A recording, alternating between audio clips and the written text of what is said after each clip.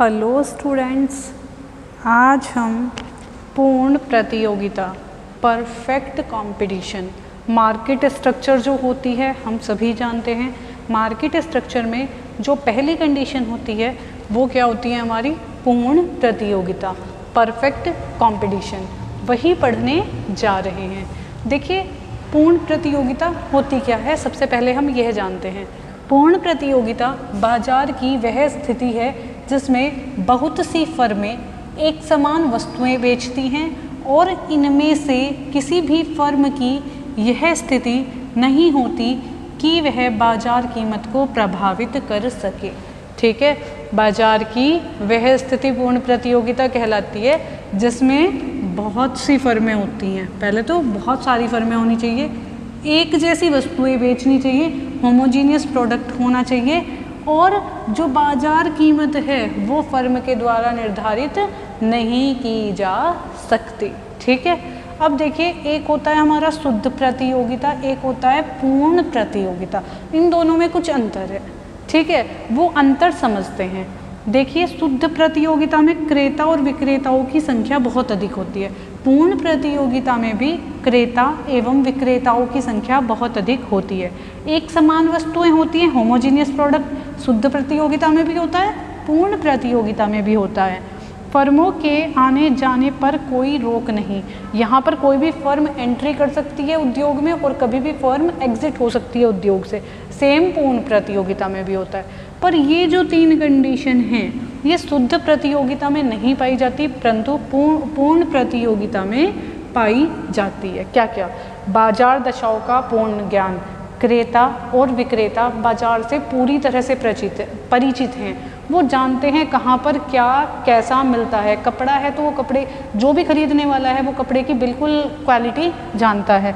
मतलब मार्केट की जो कंडीशंस चल रही हैं, जो दशाएं चल रही हैं, उनका पूरी तरह से ज्ञान है। वस्तु की केवल एक कीमत, एक वस्तु एक कीमत। ठीक है, यातायात लागत की अनुपस्थिति। मतलब पूर्ण प्रतियोगिता में हम यातायात लागत जो होती है हमारी ट्रांसपोर्टेशन कॉस्ट, उसे जीरो मानकर चलते हैं कि कोई ट्रांसपोर्ट कॉस्ट नहीं है। तो इन बातों से आप ये तो क्लियर हो चुका है। अगर मैं इनसे जो यही विशेषताएं होती हैं पूर्ण प्रतियोगिता की, अगर विशेषताओं से ही मैं देखूं कि पूर्ण प्रतियोगिता क्या होती है, तो पूर्ण प्रतियोगिता बाजार की वह स्थिति है जहाँ पर बहुत ज़्यादा क्रेता और विक्रेता होते हैं, एक समान वस्तुओं को वो बेचते हैं तथा फर्मों के आने जाने पर कोई रोक नहीं होती और विक्रेताओं एवं क्रेताओं को बाजार दशाओं का पूर्ण ज्ञान होता है और पूरे बाजार में उत्पाद की या वस्तु की केवल एक ही कीमत होती है और यातायात लागत की अनुपस्थिति होती है।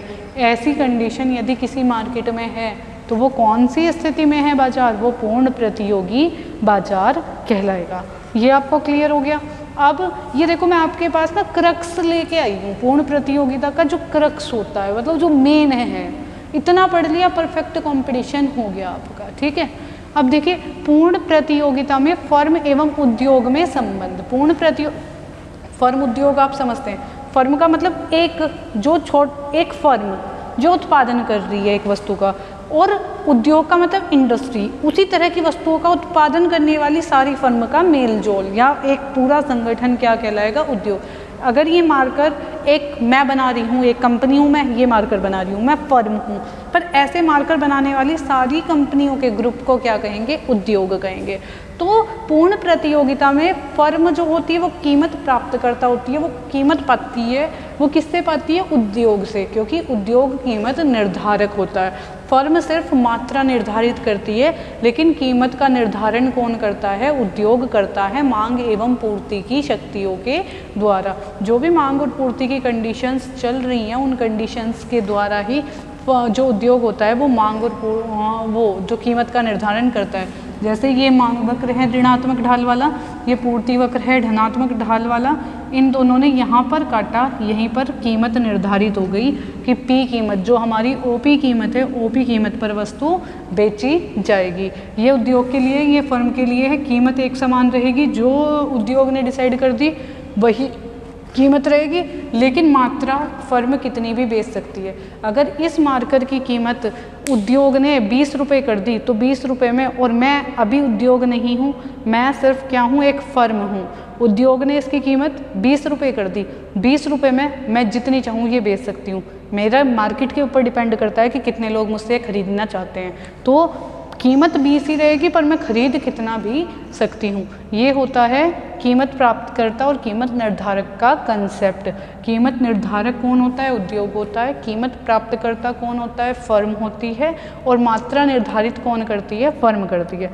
पूर्ण प्रतियोगिता में AR सदैव ही MR के बराबर होगा। AR का मतलब एवरेज रेवेन्यू, औसत लागत, हमें औसत आगम हमेशा ही सीमांत आगम के बराबर होगा, क्योंकि सभी इकाइयाँ एक समान कीमत पर बेची जाती हैं। ठीक है, जितनी भी इकाइयाँ हैं एक समान कीमत पर बेची जा रही हैं, इसलिए जो AR है वो MR के बराबर रहता है। देखिए, अल्पकाल में पूर्ण प्रतियोगी फर्म का संतुलन। अल्पकाल क्या होता है, छोटा सा टाइम। छोटे से टाइम में हम उत्पत्ति के सभी साधनों को परिवर्तनशील नहीं कर सकते। हम कुछ साधनों को चेंज कर सकते हैं, कुछ को परिवर्तन बिल्कुल भी कुछ में हम नहीं कर सकते। तो अल्पकाल एक ऐसी स्थिति होती है, छोटे समय को हम अल्पकाल कहते हैं, जिसमें जो हमारे उत्पत्ति के साधन हैं, मेनली 5 साधन हम उत्पत्ति के पढ़ते हैं, वो 5 साधन परिवर्तनशील नहीं होते। उन 5 में से कुछ साधन तो परिवर्तनशील होते हैं, परंतु कुछ साधन परिवर्तनशील नहीं होते। तो अब अल्पकाल में पूर्ण प्रतियोगी फर्म का संतुलन पढ़ने के लिए भी हमें 2 कंडीशंस पढ़नी पड़ेंगी। फर्स्ट, एक समान लागत दशाओं में, और सेकंड है विभिन्न लागत दशाओं में। एक हमारा एक समान लागत दशाएं हो गई, एक हमारा विभिन्न लागत दशाएं हो गई। अब देखिए, एक समान लागत दशाओं में क्या होगा, AC व MC की आकृति प्रत्येक फर्म के लिए एक समान है। जितनी भी फर्म उद्योग में हैं उनकी सबकी लागत एक समान है। अगर मैं ये मार्कर बना रही हूँ, मैं एक फर्म हूँ, मेरे लिए भी जो लागत आ रही है 15 रुपये, दूसरी फर्म की भी, तीसरी की भी, चौथी की भी, हर एक जितनी भी फर्म है सबकी लागत एक समान आ रही है। तब अल्पकाल में 3 स्थितियाँ हो सकती हैं, अति लाभ की स्थिति, सामान्य लाभ की स्थिति या हानि की स्थिति। ठीक है, जब एक समान लागत दशाएं आ रही है पूरे उद्योग की सभी फर्मों की, तो सभी फर्में 3 स्थितियों में हो सकती हैं, या तो लाभ की स्थिति, या सामान्य लाभ की स्थिति, या हानि की स्थिति। अब देखिए, फर्स्ट ग्राफ हम देखते हैं। ये एक्स अक्ष पे हमने मात्रा ली है, एक्स अक्ष पे हमने मात्रा ली है, वाई अक्ष पे हमने कीमत या कॉस्ट ली है, लागत लिया है। ये जैसे हमने देखा कीमत हो गई, P बराबर AR बराबर MR, ये हम देख चुके हैं। AR बराबर MR के रहेगा, और वही किसके रहेगा, कीमत के रहेगा पूर्ण प्रतियोगिता में। ये हमारा SEC कर्व है, अल्पकालीन औसत लागत वक्र। इसके न्यूनतम बिंदु पर MC से काटता है, काटा बनाया, ये SMC है, यानी कि अल्पकालीन सीमांत लागत वक्र। अब देखिए, हमारी कंडीशन क्या है, MR बराबर MC होना चाहिए, और MC MR को नीचे से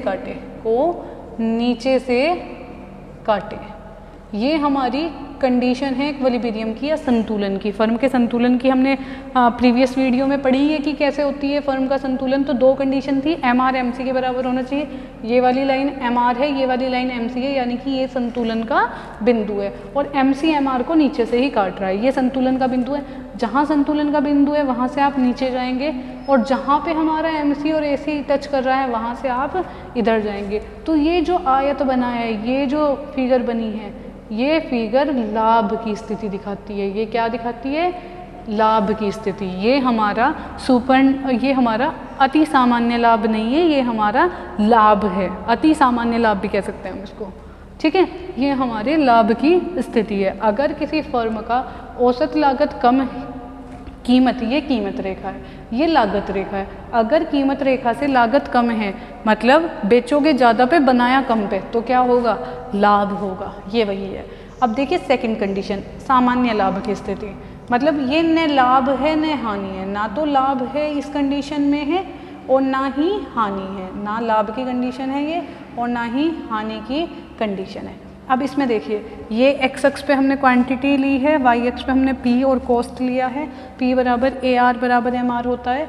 ये हमारा अल्पकालीन औसत लागत वक्र है, ये अल्पकालीन सीमांत लागत वक्र है। जिस पॉइंट पे ये काटता है वहीं नीचे जाएंगे तो उत्पादन की मात्रा का निर्धारण हो जाएगा और ये हमारी कीमत है।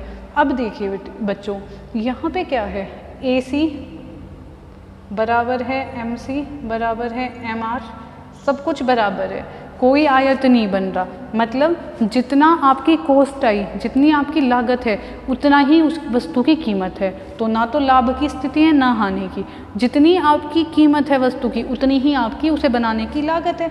तो ना लाभ की स्थिति ना हानि की स्थिति। अब देखिए तीसरी कंडीशन होती है हानि की स्थिति।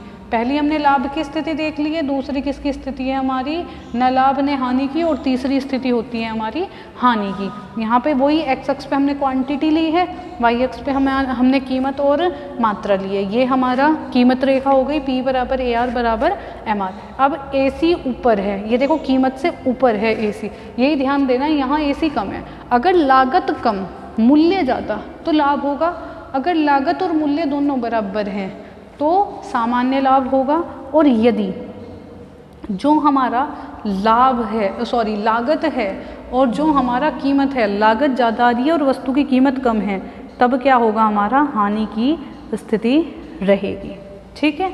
अब देखिए यहाँ पर ये मिनिमम पॉइंट है एसी का, यहाँ से एमसी जा रहा है। जहाँ एमसी बराबर एम आर है वहाँ संतुलन है, यानी कि टी बिंदु पर हमारा संतुलन है। टी से ऊपर जाएंगे और एसी के साइड में जाएंगे। ये जो आयत बना है ये क्या है, हमारा हानि की स्थिति है। तो हानि का एरिया, अगर मैं एरिया निकाल लूँ किसका, पी आर एस टी, ये हानि है।